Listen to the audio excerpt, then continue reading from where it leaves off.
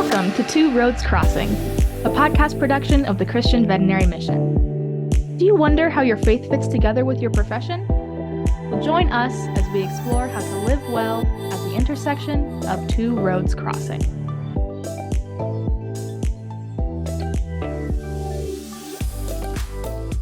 Well, hello and welcome to Two Roads Crossing. My name is Barry Schwenk. I'm a veterinarian, a pastor, and your host as we explore the intersection of faith and vocation. Today is part 2 in a conversation with Michael Shirley. Hopefully, you were able to listen to that first conversation. Michael is the Chief Empowerment Officer at Family Pet Health in Murfreesboro, Tennessee, and also the co-host of the Family Pet Podcast, a podcast for curious pet owners. And you can find information about their hospital and links to their podcast episodes on their website at familypethealth.com. It's great having you back again. We left off, I think, last time talking about how Family Pet Health kind of kicked off, how your intentionality with relationships kind of birthed this idea of a clinic. But I really want to talk to you about that next step. So because you talked about kind of having a direction and a vision for where you were going. So how did that take shape, and how did that manifest in the way that you were doing business and moving forward? So if anyone didn't catch the first one, go back and listen to it now. But that's right. The Cliff Notes version is my wife worked at a hospital for 10 years. She decided to leave. She did relief work for about a year and a half, and then came home and said she wanted to open her own practice. Mm-hmm. And then for the next year to another year and a half, 2 years, we then set out on building the vision of what kind of hospital and work environment she wanted to have. So we talked about our core values, our focuses, our target market, where did we want to be?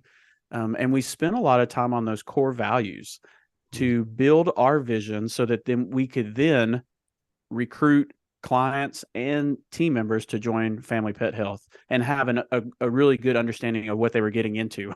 So read The Energy Bus, because that's what we require everyone to read, by John Gordon. It's an awesome book. It's super cheesy. You'll read it or listen to it on Audible after hearing me talk and be like, oh yeah, it totally makes sense. So, but we read that book and we were like, yes, this is it. And then we worked on our core values. And so the first iteration of our core values, because it was just me and Dr. Shirley. That was it. Dr. Shirley and me.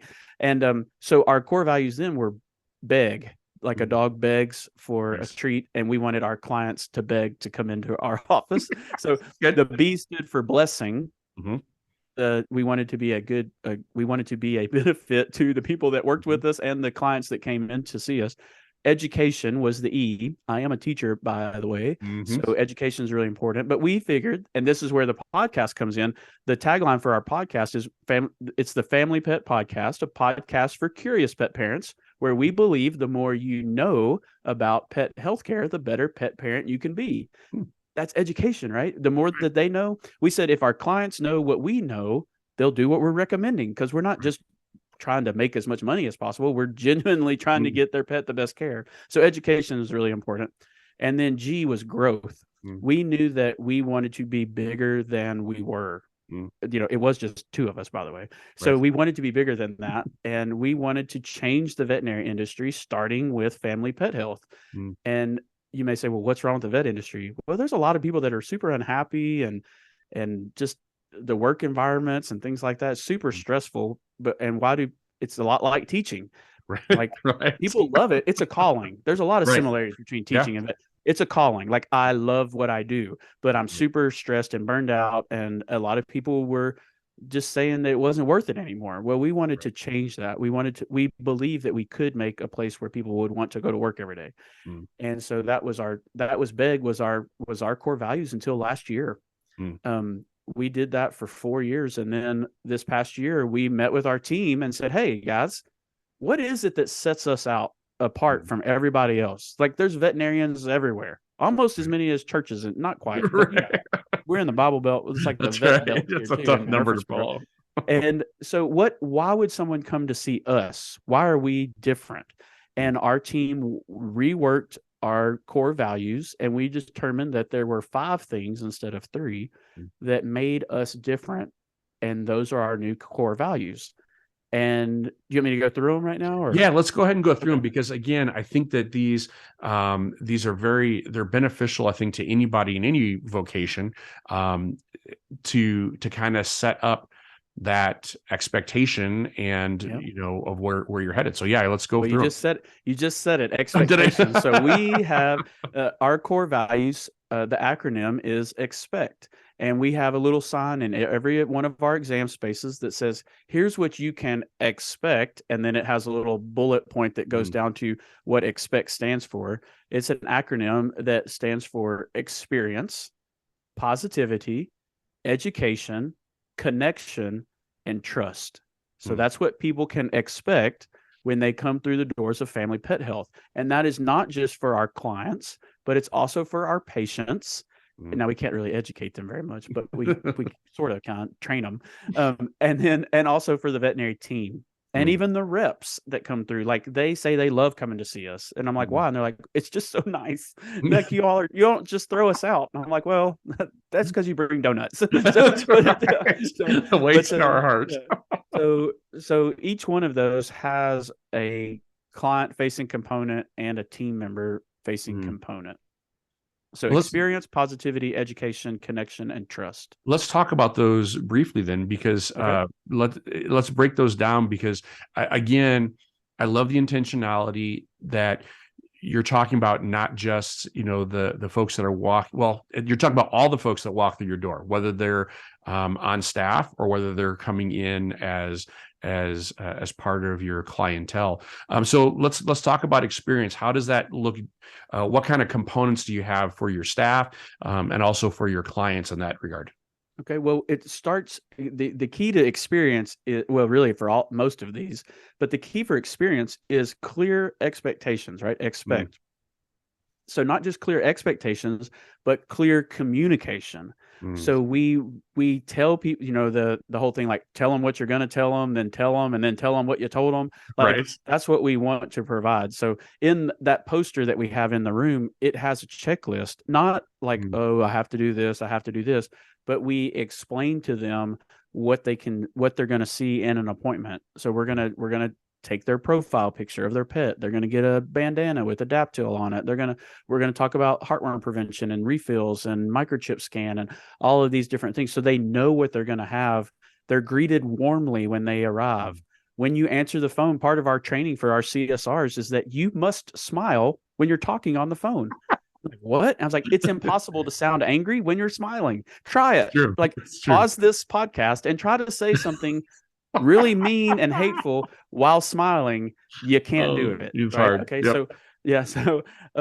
So we want people to know what they're gonna experience when they come through the door. And we want that to be positive. Like we want them to have a good experience. So I tell my team, we are in the customer service business. We just happen to treat pets, but it's no different than going to, a Four Seasons hotel versus, not that there's anything wrong with the Holiday Inn, but you're going to have different experience, right? At each of those places. So, I like the DoubleTree. They have the warm cookies. If they're not there, I get mad. Where's my warm cookie? Because they have communicated with me what I'm going to experience when I come through the door. So we try to do that as well with our clients. With our pets, we try to make it as stress-free as possible. We are a fear-free certified practice. That was in my wife's vision, that she knew that she wanted to be a fear-free practice. I had never heard of fear-free before, and I'm like, that sounds like a marketing thing. Well, it is a little bit, but that's okay. It's different. It really is different. It's a different way to provide veterinary care, and that's what we are. We're sold out on it. So listeners may not like it. That's fine.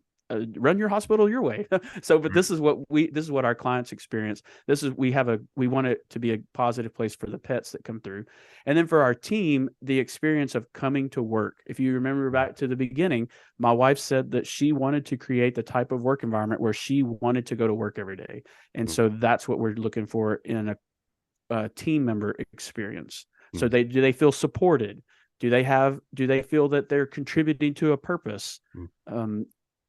do they like the people they work with? Do we hold people accountable for what they're supposed to be doing for the betterment of our team? And that's what experience is all about. Well, there's a lot to be said, when you have unmet expectations lead to conflict, and setting that out from the very beginning that this is what you can expect on both sides of the table. It really does eliminate the source of offense. I won't say that you are probably not a complaint-free clinic. No, and I think that gets to our next one. Yeah. Our next core value is positivity. Right. Well, that's exactly how do you handle that then? Yeah, it's not that, hey, everything is great today. Like right. When we talk about positivity, we're talking about remember back to the energy bus. You can't control what happens to you, but you can control your reaction. Right. It's not Pollyanna positivity as the energy bus or something, maybe another book I read. Oh, The Power of a Positive Team is another book written by John Gordon. It's not fake positivity. It's like, hey, this really bad thing happened, but how are we going to respond to it in a productive way that prevents people from getting burned out, that prevents customers from having a bad overall experience, that prevents poor patient care? That's what, when we talk about positivity, is how do we respond in a way that upholds our purpose?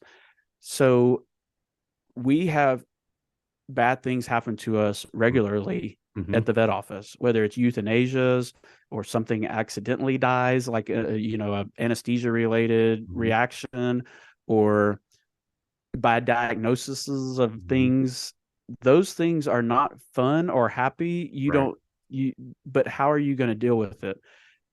That's what we're talking about with positivity. Well, and going back to, I think I mentioned Ephesians. Paul talks about, taking off the old and putting on the new. And part of that has to do with just learning how not to react to your circumstances, but choosing how you're going to act in all circumstances.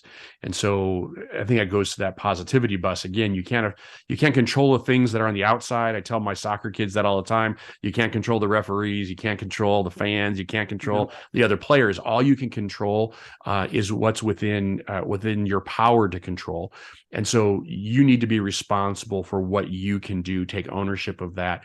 And so when negative things happen, we work on how to respond, not to take abuse or to be abused by no stretch of the imagination, but how to manage those outside circumstances in a way that reflects that positivity. So I completely appreciate that. This is one of those areas where if people listen to the last show with us, they got a little bit of my internal struggle, right? Like, how do I share my faith?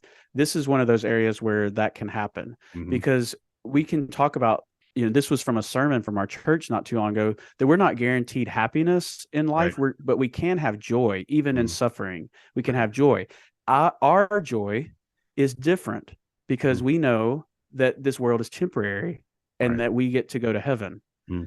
People that don't have faith have a little bit harder time experiencing joy in tragedy. Right. And so if I am rooted in my faith and I can lean on the joy that I have in Christ, when I react differently than the world would, people at my office and clients and team members that don't have faith may say, how can you be in a good mood today? And then I can give them, we can talk about faith. Like, my faith, I lean on, in times like this, I lean on my faith because my faith, and then I can tell them about my faith. And that's not, they asked me. This is going back to the school thing. If my students ask me about my faith, I'm allowed to share it. Right. But so if they ask me, I can share, and then I can judge how that conversation is going, and I can stop if I need to, or if they're like, well, I think I don't have that. And I can gauge how to continue with that conversation. But this is one of those ways that we can, I hate to say sneak in our faith, but it's an opportunity that we often like, hey, God, would you give me the opportunity to share my faith, and then give me the boldness to do it? And maybe in a hard euthanasia, they may say, well, that might be that opportunity, or tragedy on the table, surgery table, or something else. Well, it's hard. And for folks listening, I mean, again, regardless of what walk of life you're in or where you find yourself, approaching with positivity is makes a huge difference. I mean, we have opportunities to exude that kind of confidence and joy, whether you're driving the car and you get cut off when you're in the grocery store in line at the bank. I struggle with that. I know. No, I just don't even, we won't go there. That's a whole other podcast. Well, you set me up because you didn't, it's a work in progress, right? And it's not a skill that we're born with. Our third core value is education. Yep. Now, obviously, for clients, we educate them on pet healthcare. That's why we started our own podcast. Subscribe wherever you download your favorite podcast, the Family Pet Podcast. We would love to, please leave a review. So, right. But so we want to educate our clients. But when it comes to our team, I spend time educating our team on things like conflict resolution, right? Skills, like the strengths finder stuff. And so we even had a class on retirement plans that talked about savings. And you would be amazed at how many people just don't know. You might say, wow, they're so irresponsible with their money. Well, no. Did you ask them if anybody's ever taught them about compounding interest? They probably didn't get that at school. And so we spend time educating our team on life skills, which again goes back to high school. I love teaching that stuff to see the light bulb go off. Yep. And then even better is like when they take action on the things that you're teaching them. But that also helps them have a good experience at work. That makes them feel better. If they're I hate hearing veterinary practice owners and managers say they need to check all that stuff at the door. Like, don't bring your stuff from home into the business. We got things to do here. Are you kidding me? That's ridiculous. Like, right. Of course you're going to bring the things that are happening outside the office in the office, like, because you're human. Yep.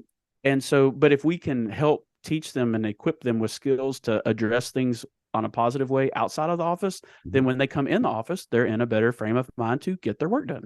Yep. I talk with my the kids that I coach about mental strength. And one of the things that I talk to them about is understanding that you're not always going to be able to hold it together. And part of the mental strength that you have to exude is knowing when to ask for help and knowing when you need to step back for your own, personal well-being and also for the betterment of the people around you. There are times where, this year I had a kid who approached me and said, I'm struggling with this. I'm not 100% here. Somebody else should probably have my spot until I can get it together. And I'm like, that's a really tough thing for a kid to admit that. Yes. And I'm like, inside, I'm applauding because I realize that's a big step for them to get to that point. I do. Oh, and kudos to you and the other people on the team that they felt comfortable doing that. Yeah. I mean, we have to support one another. That's absolutely within the veterinary profession, right? Yeah. That leads to our next core value, right. which is our next one. And these kind of go together. But the next one is connection. And the last one is trust. And I think they do really go together, but connection is, you made the sports analogy. I never played sports like on a team. I mean, not really, so maybe like fraternity intramural ball and stuff. Yeah. But why do you have such a tight team? Because you've been through it together, the good and the bad. And those builds connection that you feel comfortable going, like sharing with your, if you have trust, which is our last one, you'll feel comfortable sharing that. But even if you don't feel comfortable, like even if you don't trust them, you'll still build connection. Like, I hate that guy, but I know we're going to get through this together because we went through all that other bad stuff together. I think that's why teams that went through COVID together in veterinary medicine are so tight because they went through that was awful, and so when you bring new people on, how do you build connection? You have to be deliberate with that. For our faith, we'll never be able to share our faith. Well, that's not true. I personally have a hard time sharing my faith with people that I don't connect with, that I'm not connected with. And so it's it's really important, in my opinion, to build relationships. We talked about the overall theme here, relationships for family pet health. It starts with that connection, or builds a lot on that connection that you have. And I think that's why it's important, I think, to have this conversation, because again, we can get siloed into this idea that there's a perfect standard. If it's not this way, then there's something wrong with it, or we've failed, or we don't measure up, or we start comparing ourselves to different folks that are doing different things. And I think that within the body of Christ, there's an all and, thankfully God is much bigger than our preconceived notions of what evangelism is, or what ministry is, or even what veterinary practice is. And I appreciate the way that you and your wife have kind of navigated through this, and built something, that has provided that growth in that first set of core values that you talked about. It's been growing, and you can see that, well, you've gone from a 3-letter core value to 5, and so right. now in a couple of years you might be up to 7 or 10. We're I trying to think get we'll keep it. I like, well, the acronym expect works well for us. We keep them short. I like it. I absolutely love it. And it's a positive thing. I see it even, listening to, and I'm going to put a plug in for your podcast. If you are a pet owner, you should definitely hop over and listen to to those podcasts. If you are a veterinarian who has clients who are curious, and you're trying to find ways to give some vital information, I would send them your direction. Our goal is not, it's not like the Family Pet Health podcast, but we do obviously talk about our office a lot, but Right. It is supposed to be evergreen content for any pet parent that's out there. Right. And it helps us build, our last core value is the T for trust. Right.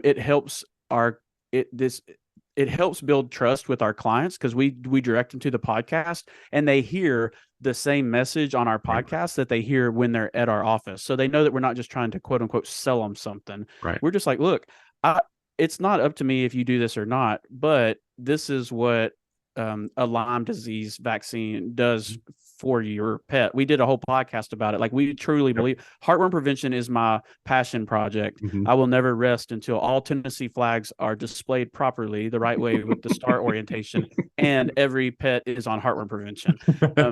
So that's my things. But our clients hear that same message and consistency, and it builds trust. If trust is broken between people, that's where you really have to lean on the other things. And I tell people that trust is not something that they earn. It's something that I give. Like, you're not going to earn my trust. If there's nothing you could do. If I don't trust you, I'm not going to trust you. Mm-hmm. Right. And so it would take a long time for me, but ultimately I have to decide to give that to you. Mm-hmm. If I feel that our relationship with our clients or our team members, that if that trust is completely broken, then we have to have some really serious conversations about whether we're going to maintain that relationship moving forward or not.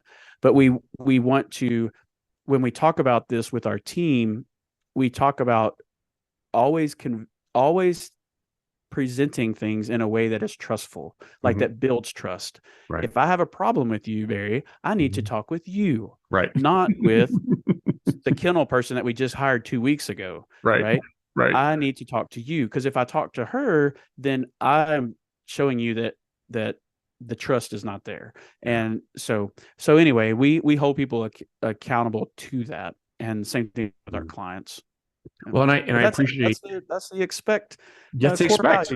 Right. Yeah. I mean, and it's nice because when you're onboarding people within your staff, they know what to expect. This is it's not changing for everyone. This is how we do things. When people are coming in and they're approaching that front desk, they're met with expectations. This is what we're going to do. This is what we're going to see. When I listen to your podcast, everything from your podcast on pet insurance down to vaccines to arthritis medication, it's great. It's great information. And even there are some YouTube videos of showing different dental procedures and stuff like that. Just the transparency there. I think the only video I have questions about would be the one that you did with dad jokes. I don't follow. No, I'm just kidding. I'm a sucker for good dad jokes too. They're good. But there's a TikTok video where I threw a banana peel at my wife. That probably didn't help build trust with anybody, but yeah, we just try to have fun. And you said transparency. We debated between trust and transparency, but we settled on trust because we thought that was more encompassing of what the purpose, like transparency leads to trust in what we do. So that's the anchor. Well, I appreciate this, and hopefully, as folks are listening, again, this is a fabulous way of approaching relationships, whether you're in the veterinary profession or not in the veterinary profession. Even if you're working in a clinic that maybe there are some struggles, you can start to utilize some of these tools where you are, even if you're not the owner, even if it's not your practice, you can start to do that with between you and the other staff, you and with your clientele. There's lots of wonderful tools here that help us kind of navigate the waters of faith and vocation. And I really appreciate you joining us, because I think that through this conversation, you have contributed to our ability to learn how to live well at the intersection of two roads crossing. Thank you for listening to Two Roads Crossing, a podcast production of the Christian Veterinary Mission. If you were blessed by this content, like and subscribe so that you are alerted when new content is released. If you would like more information about CVM, or if you have questions, comments, or topical suggestions, you can find us online at www.cvm.org.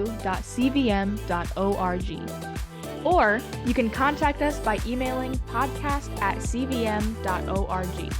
God has a plan for the nations, and that plan includes you. We pray that CVM has encouraged you to live out your calling with confidence and competence. So, until next time, may the voice of the shepherd ring loud and clear as you follow him in faith to the intersection of two roads crossing.